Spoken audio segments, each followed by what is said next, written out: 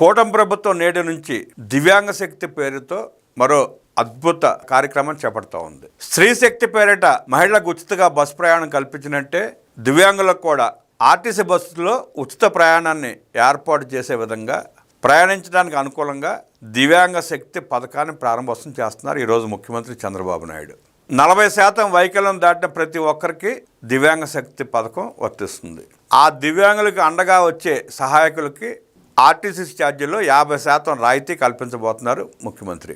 ఈ పథకం ద్వారా 12,76,000 మంది దివ్యాంగులు వారి సహాయకులు లబ్ధి పొందబోతున్నారు. 12,76,000 మందికి లబ్ధి చేకూరబోతోంది ఈ పథకం వల్ల.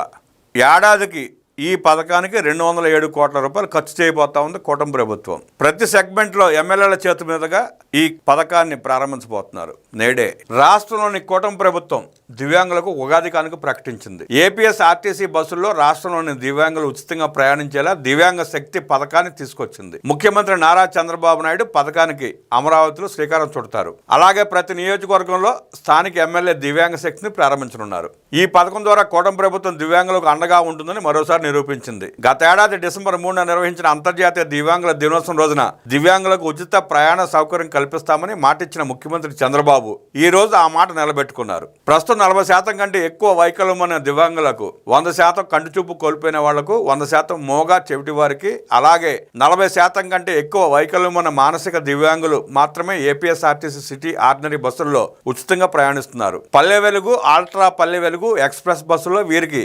50% రాయితీ లభిస్తోంది. 100% అంధత్వం, మానసిక వైకల్యం ఉన్నవారితో వచ్చే సహాయకులకు 50% రాయితీ లభిస్తోంది.